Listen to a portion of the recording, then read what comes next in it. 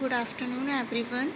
Last class में हम लोगों ने ट्रांसक्रिप्शन को एलोंगेशन तक पढ़ लिया था कि ट्रांसक्रिप्शन की प्रोसेस क्या होती है, उसमें कौन से रीज़न होते हैं, अपस्ट्रीम में कौन सा सीक्वेंस प्रेजेंट होता है, डाउनस्ट्रीम में कौन सा होता है। आरएनए पॉलीमरेज़ेस की सब यूनिट्स पढ़ ली थी एंड उनके फंक्शंस भी देख लिए थे, ठीक है। और कैसे वो वर्क करते हैं, कैसे वो प्रमोटर रीजन को रिकॉग्नाइज करते हैं और ट्रांसक्रिप्शन को कैसे इनिशिएट करते हैं। तो हमने ये चीज़ें प्रोकैरियोट्स में देख ली थी कि इनिशिएशन कैसे हो रहा है, उसमें हमें कौन सा रीज़न मिल रहा है, ठीक है। हमने ये सारे डायग्रामेटिक व्यू भी देख लिए थे, कैसे क्या हो रहा है, कैसे चल रहा है, ठीक है। अब हम एलोंगेशन भी देख चुके थे कि कैसे बेस पेयरिंग हो रही है, मतलब कैसे आरएनए बढ़ रहा है, मतलब एलोंगेशन हो रहा है, उसमें कैसे वो न्यूक्लियोटाइड्स ऐड होते जा रहे हैं। तो ये भी देखा था। और एटीपी जीटीपी के अलावा एटीपी जीटीपी ही यूज़ हो रहे थे, यूटीपी सीटीपी यूज़ नहीं हो रहे थे। ये हमने लास्ट अपने लेक्चर में देखा था। तो आज मेरे को समझाना है आप लोगों को टर्मिनेशन। ट्रांसक्रिप्शन में हमारा आरएनए सिंथेसाइज हो गया है, पर अब वो मतलब डीएनए टेम्पलेट से डिसोशिएट कैसे होगा, मतलब टूट के अलग कैसे होगा, आरएनए बाहर कैसे निकलेगा। तो आज हम सिर्फ आज हम सिर्फ टर्मिनेशन पढ़ने वाले हैं कि टर्मिनेशन में क्या होता है। तो टर्मिनेशन हमारा जो होता है ट्रांसक्रिप्शन में, वो हमारा 2 टाइप्स का होता है। एक होता है हमारा रो डिपेंडेंट, रो RHO, ठीक है। ये दिख रहा है ना, ये दिखा रही हूँ एक सेकेंड। ये जो है ना, ये RHO, ये है रो डिपेंड, मतलब रो एक प्रोटीन है, ठीक है।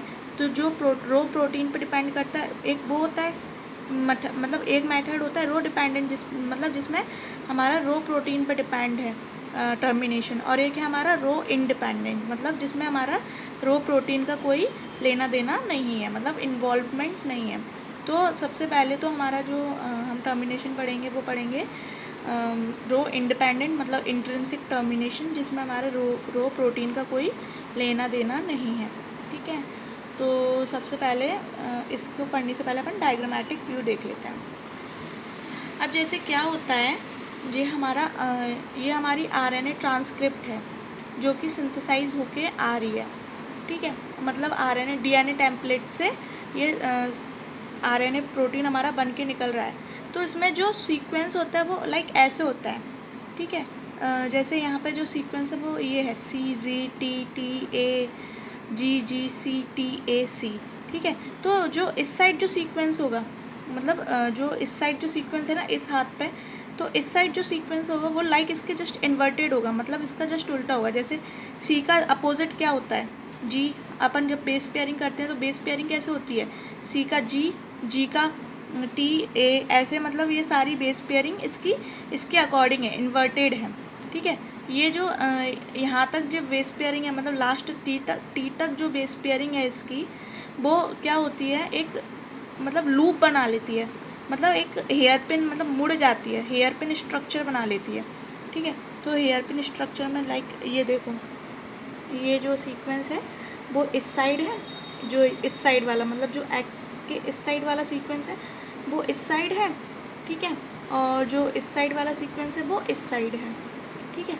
तो ये अपना ये दोनों सीक्वेंस मतलब एक स्टेम टाइप की स्ट्रक्चर बना लेते हैं, और बीच में ये अपना एक्स वाला स्ट्रक्चर आ गया, हेयर पिन लूप स्ट्रक्चर, ठीक है। ये हेयर पिन लूप स्ट्रक्चर हो जाता है। अब इस साइड जो होता है हमारा, मतलब इन दोनों के साइड में जो होता है वो हमारा जो मतलब डीएनए टेम्पलेट पे जो सीक्वेंस होता है वो होता है हमारा एडेनिन रिच, मतलब ए एडेनिन रिच सीक्वेंस होता है। तो जो ये हमारा एडेनिन रिच सीक्वेंस इधर है, तो जाहिर सी बात है हमारा जो आरएनए ट्रांसक्रिप्ट आएगा, मतलब जो हमारा सिंथेसाइज आएगा वो इसका जस्ट अपोजिट होगा। कॉम्प्लीमेंट्री बेस पेयरिंग, मतलब इसका जस्ट अपोजिट होगा ना। तो ए का अपोजिट क्या होता है, यूरेसिल। डीएनए में क्या होता है, thymine. Adenine equals to thymine, मतलब एडेनिन का बेस पेयर क्या होगा, थाइमीन। और अगर हम यही आरएनए की बात करें तो एडेनिन का क्या होगा, यूरेसिल, और थाइमिन की का क्या होगा, अगर इस जगह थाइमिन होगी तो इस जगह क्या होगा, एडेनिन, और यहाँ एडेनिन है तो इस जगह क्या होगा, यूरेसिल, आरएनए के केस में, ठीक है।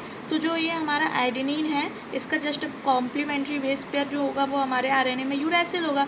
तो जो हमारा सीक्वेंस हो जाएगा आरएनए का, जो आरएनए ट्रांसक्रिप्ट का जो सीक्वेंस होगा वो होगा हमारा यूरेसिल रिच सीक्वेंस, मतलब सबसे ज़्यादा रिच प्रेजेंट होंगे, यू ज़्यादा प्रेजेंट होगा, you you you you you you. तो जो ये देखो ये सीक्वेंस है ना, यू यू यू यू, ये सिंगल स्ट्रैंडेड आरएनए का सीक्वेंस है, यूरैसिल रिच सीक्वेंस है। तो ये सीक्वेंस इधर होगा। अब क्या होता है, अगर हम बॉन्ड की बात करें तो हमने ये चीज़ देखी है, ग्वानिन और साइटोसिन के बीच हमेशा हमारा ट्रिपल बॉन्ड होता है। ग्वानिन का बेस पेयर क्या होता है, साइटोसिन होता है ना, तो ग्वानिन और साइटोसिन के जो बीच में जो बेस पेयरिंग होगी ट्रिपल बॉन्ड की होगी, ठीक है। और एडेनिन और यूरैसिल के बीच की क्या होगी, यूरैस डबल बॉन्ड होगी। एडेनिन और यूरैसिल के बीच में हमारा डबल बॉन्ड है। चलो मैं एक बार दिखा देती हूँ। देखो जैसे इसमें हमने देखा ग्वानिन है, ये ग्वानिन है, ग्वानिन और साइटोसिन के बीच बेस पेयरिंग किसकी है, ट्रिपल बॉन्ड की। और एडेनिन और यूरैसिल के बीच किसकी है, डबल बॉन्ड की। तो जाहिर सी बात है हमारा जो ट्रिपल बॉन्ड है वो ज़्यादा स्ट्रॉन्ग है, मतलब स्टेबल है, आसानी से नहीं टूटेगा। और यूरैसिल के बीच, एडेनिन और यूरैसिल के बीच डबल बॉन्ड है, मतलब अनस्टेबल है, जल्दी टूट जाएगा। कुछ भी अगर थोड़ा सा भी हाइड्रोजन बॉन्ड, मतलब कुछ भी कोई एक ब्रेक देगा या कोई भी एंजाइमेटिक एक्टिविटी आएगी तो हमारा बॉन्ड सबसे जल्दी ब्रेक होगा एडेनिन और यूरैसिल के बीच। तो यही इस केस में यही हो रहा है, जो हमारा एडेनिन और यूरैसिल के बीच अब हमारा डबल बॉन्ड का है जो कि अनस्टेबल है। तो जैसे ये hair pin loop structure form होता है इनके बीच में, मतलब ये जो सीक्वेंस के बीच में एक hair pin loop structure form होता है, जैसे ये फॉर्म कर रहा है, इसके फॉर्म करने से जो हमारा एडेनिन और यूरैसिल के बीच में जो डबल बॉन्ड है वो ब्रेक हो जाता है। तो जो हमारा मतलब आरएनए है, डीएनए से, मतलब जो आरएनए ट्रांसक्रिप्ट हमारा बन के निकला है वो हमारा डीएनए से ब्रेक हो जाएगा। और इसके साथ साथ जो हमारा आरएनए पॉलीमरेज बाइंड हुआ था डीएनए टेम्पलेट पे, वो भी हमारा रिलीज़ हो जाएगा, मतलब निकल जाएगा। तो एक तो ये मेथड हो गया जिसमें हमारा रो इंडिपेंडेंट मेथड हो गया, जिसमें हमारा रो प्रोटीन का कोई रोल नहीं है, सिर्फ और सिर्फ इसमें हेयरपिन लूप स्ट्रक्चर फॉर्म किया, जिसकी वजह से यहाँ पे एडेनिन और यूरैसिल के बीच जो हाइड्रोजन बॉन्ड था उसमें मतलब अनस्टेबिलिटी आई और वो ब्रेक हो गया, और वो हमारा आरएनए अपना अलग निकल गया और डीएनए हमारा उधर ही रह गया, ठीक है। और जो हमारा आरएनए पॉलीमरेज था वो वहाँ से रिलीज़ होके अपने वापस पहुँच गया, ठीक है। तो ये हो गया हमारा रो इंडिपेंडेंट सीक्वेंस। तो इसमें हम पढ़ें कि इंट्रिंसिक टर्मिनेशन में क्या पढ़ें, मतलब पहले हम इसकी पूरी डेफिनेशन पढ़ लेते हैं। RNA synthesis will continue along the DNA template strand until the polymerase encounter a signal that tells it to stop or terminate transcription। मतलब RNA synthesis है, हमारा RNA मतलब DNA template पे जो हमारा RNA है वो कंटिन्यूसली बनता जा रहा है जब तक हमारा जो एंजाइम है पॉलीमरेज एंजाइम उसको कोई सिग्नल नहीं मिलता कि अब तुम रुक जाओ।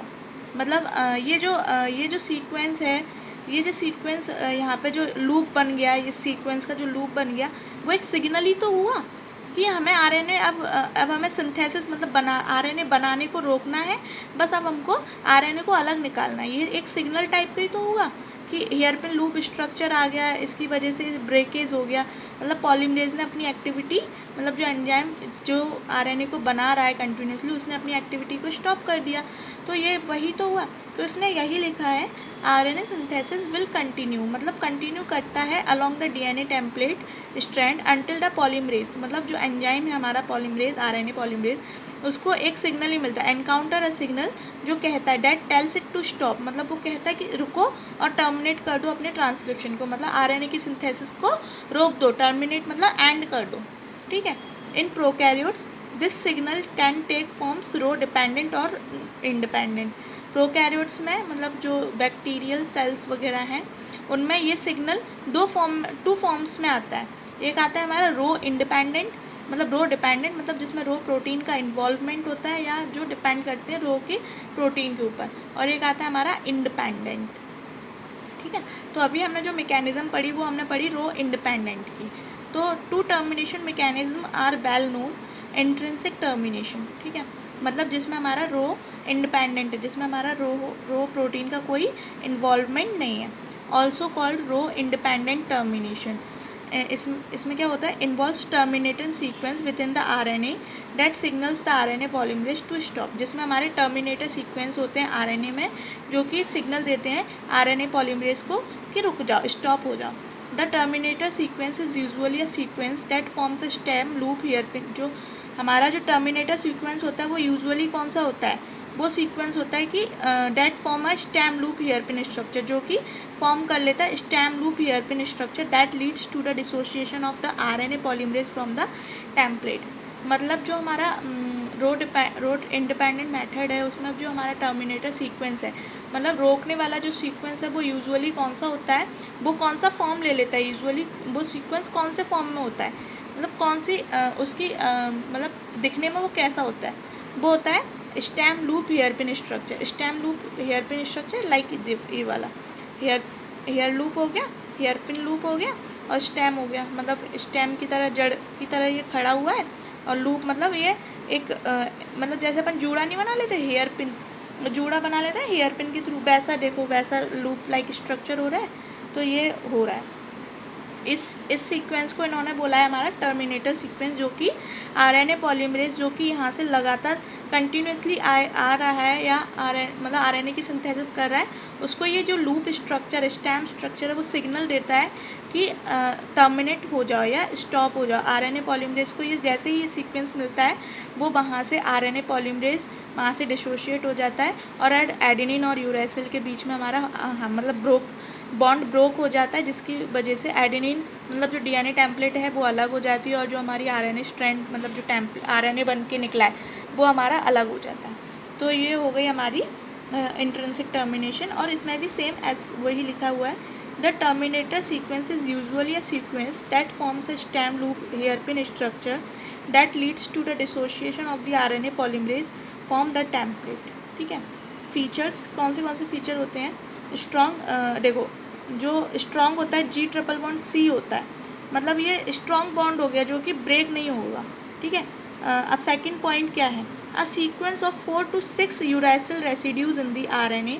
अब मैंने ये चीज़ बताई थी कि यहाँ पे देखो डीएनए में जो हमारा एडेनिन रिच है सीक्वेंस है, तो आरएनए में हमारा यूरासिल रिच होगा।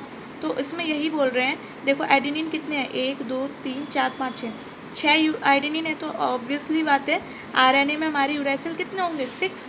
तो इसमें यही लिखा है अ सीक्वेंस ऑफ 4 to 6, मतलब 4 से लेकर 6 तक हमारे यूरासिल रेसिड्यूज़ का सीक्वेंस होता है आरएनए में, जो कि ट्रांसक्राइब्ड होता है corresponding stretch as in the template, जो कि मतलब करस्पॉन्डिंग मतलब जो डीएनए में जो सीक्वेंस है उसके जस्ट करस्पॉन्डिंग, मतलब उसके जस्ट अपोजिट बेस पेयरिंग वाला स्ट्रेच है जो कि टेम्पलेट में है। डीएनए मतलब डीएनए में कौन सी स्ट्रैंड पे बनना है, टेम्पलेट स्ट्रैंड पे ही तो बनना है हमारा आरएनए, तो उसमें जो सीक्वेंस होगा उसके जस्ट करस्पॉन्डिंग।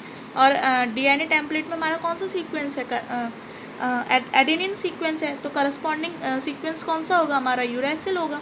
तो वही चीज़ ये बोल रहे हैं। और ये डायग्राम आप लोगों को आई थिंक समझ आ रहा हो, डाउट हो रहा हो तो बता देना, मैं दोबारा समझा दूँगी, कॉपी वगैरह पे भी समझा दूँगी, बस समझ लेना। ठीक है, ये तो हो गया हमारा रो इंडिपेंडेंट मेथड, जिसमें कुछ भी नहीं था, सिर्फ इतना था कि जो हमारा मतलब मैं आप लोगों को एक बार मतलब कंक्लूज़न बता देती हूँ शॉर्ट में, जिससे आप लोग थोड़ा मेमोराइज कर सकें। कुछ नहीं था, जो हमारा डीएनए टेम्पलेट था, डीएनए टेम्पलेट पे हमारा आरएनए पॉलीमरेज था, वो मतलब आरएनए की सिंथेसिस करते जा रहा था। ठीक है, अब जैसे ही वो डीएनए टेम्पलेट मतलब जो हमारा आरएनए था, आरएनए ट्रांसक्रिप्ट पे ऐसा सीक्वेंस आया जिसने एक hairpin structure hairpin loop structure form कर लिया। ठीक है, जो मतलब एक दूसरे से जस्ट अपोजिट था, इन्वर्टेड था उस सीक्वेंस में, जो कि ये जैसे ये सीक्वेंस है ये जस्ट इन्वर्टेड है इसके, तो इसने क्या किया, एक लूप स्ट्रक्चर फॉर्म कर लिया। जो ये लूप बना मतलब स्टेम लूप स्ट्रक्चर जो बना वो हमारा आरएनए पॉलीमरेज के लिए एक सिग्नल था रोकने के लिए। ठीक है, जैसे ही आरएनए पॉलीमरेज इस सीक्वेंस या इस लूप स्ट्रक्चर तक पहुंचा तो उसने ये देखा कि हमें स्टॉप करने का एक सिग्नल मिल रहा है, तो आरएनए पॉलीमरेज हमारा उधर स्टॉप हो गया। और जो आगे हमारे डीएनए टेम्पलेट पर एडेनिन सीक्वेंस था, एडेनिन सीक्वेंस था, तो जो हमारा आरएनए में यूरासिल बना। ठीक है, तो उन दोनों के बीच में अनस्टेबिलिटी आई और जैसे ही ये हेयरपिन लूप स्ट्रक्चर फॉर्म हुआ तो एडेनिन और यूरासिल के बीच में ब्रेक डाउन हो गया, मतलब हाइड्रोजन बॉन्ड जो था वो ब्रेक हो गया और ब्रेक होने के बाद जो आरएनए था वो हमारा अलग हो गया डीएनए टेम्पलेट से। तो बस सिंपल से इतना था, और इसमें अगर कोई डाउट हो तो पूछ लेना। ठीक है, अब नेक्स्ट है हमारा रो डिपेंडेंट टर्मिनेशन, जिसमें हमारा जो है वो रो पर डिपेंड कर रहा है। अब रो पर डिपेंड कर रहा है मतलब जो रो प्रोटीन है उस पर डिपेंड कर रहा है। तो सबसे पहली बात तो मैं आपको एक बात बता दूं, जो रो प्रोटीन है वो हमारा हेक्सामेरिक है, मतलब 6 नाइट्रोजीनस बेसिस, वो 6 अमीनो एसिड्स प्रोटीन है, जिसमें 6 अमीनो एसिड्स प्रेजेंट होते हैं। प्रोटीन जब पढ़ाऊँगी तो आपको अमीनो एसिड्स भी बताऊँगी, ठीक है। तो अभी सिर्फ इतना याद रखो कि रो हमारा हेक्सामेरिक प्रोटीन है, जिसमें हेलिकेज एक्टिविटी है। हेलिकेज मतलब ब्रोक डाउन एक्टिविटी है, जो बॉन्ड्स को ब्रोक कर देता है, किसी भी चीज़ को ब्रोक कर देता है, मतलब कट कर देता है, हेलिकेज एक्टिविटी है, ठीक है। तो रो डिपेंडेंट टर्मिनेशन में क्या होता है, इसमें कुछ जैसे इसमें यहाँ पे जो एडेनिन सीक्वेंस है ना, ये हमारा इंडिपेंडेंट में एडेनिन सीक्वेंस था, तो रो डिपेंडेंट में हमारा एडेनिन सीक्वेंस नहीं होता है यहाँ पे, मतलब एडेनिन की जगह कुछ भी हो सकता है, लाइक GCA ऐसा कुछ भी हो सकता है, जो कि एक स्टेबल बॉन्ड बना रहा है, ठीक है। एक स्टेबल बॉन्ड, जैसे यहाँ पे एक स्टेबल बॉन्ड बनेगा, तो स्टेबल बॉन्ड तो इसमें हेयरपिन लूप स्ट्रक्चर की वजह से ब्रोक डाउन नहीं होगा। तो इसमें क्या होता है, जो हमारा रो प्रोटीन होता है, मतलब जो हमारा रो प्रोटीन होता है वो क्या करता है, RNA जैसे सपोज दैट यहाँ से हमारा जो RNA पॉलीमरेज है, यहाँ पे जो बाइंड हो रहा है RNA पॉलीमरेज, हाँ विजिबल है, हाँ यहाँ पे जैसे हमारा जो RNA पॉलीमरेज बाइंड, जो रो प्रोटीन होता है, जैसे यहाँ पे मतलब ट्रांसक्रिप्शन जहाँ शुरू हो रहा है वहाँ पे पॉलीमरेज एंजाइम बाइंड होता है, तो उसी से पहले जो हमारा रो प्रोटीन होता है वो एक G सीक्वेंस पे जाके बाइंड हो जाता है, हमारे मतलब RNA सिंथेसिस से पहले ही वो बाइंड हो जाता है। तो क्या करता है, जैसे जैसे RNA पॉलीमरेज आगे बढ़ता है, उसके पीछे पीछे हमारा जो रो प्रोटीन होता है वो मूव करता है, ठीक है। और वो मूव करता है तो क्या आगे, अब वो जो हमारा रो प्रोटीन होता है वो मूव करता है, एक सेकेंड,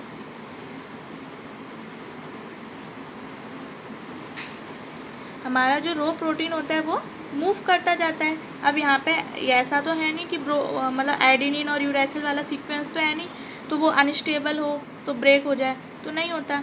तो वो क्या करता है, जैसे ही वो इधर लूप स्ट्रक्चर, मतलब RNA पॉलीमरेज यहाँ तक पहुँचता है, लूप स्ट्रक्चर तक आता है, जैसे ये हमारा लूप स्ट्रक्चर है, लूप स्ट्रक्चर तक आता है, तो वो क्या करता है, इधर से आता है सीधा, तो इधर आके वो सीधा हाइड्रोजन बॉन्ड, मतलब रो प्रोटीन के पास एक्टिविटी है कि वो सारे बॉन्ड को ब्रेक कर सकता है, तो वो यहाँ से आके वो सारे बॉन्ड्स ब्रेक करता हुआ चलता है, मतलब DNA के बीच में और RNA के बीच में जितने भी बॉन्ड, मतलब बेस पेयरिंग हो रही होती है, उनके बीच ये बॉन्ड ब्रेक कर देता है, और बॉन्ड ब्रेक करके हमारा जो सीक्वेंस यहाँ पे आता है, जैसे सपोज दैट यहाँ पे साइटोसिन, ग्वानिन, एडेनिन, ग्वानिन ऐसे है, तो उसका जस्ट अपोजिट क्या होगा, साइटोसिन का ग्वानिन, ग्वानिन का साइटोसिन, एडेनिन का यूरेसिल, ऐसे यहाँ पे जो सीक्वेंस बनता है उनके बीच बॉन्ड ब्रोक कर देता है, और बॉन्ड ब्रोक करने के बाद हमारा जो RNA का जो स्ट्रक्चर होता है वो हमारा निकल जाता है उसमें से।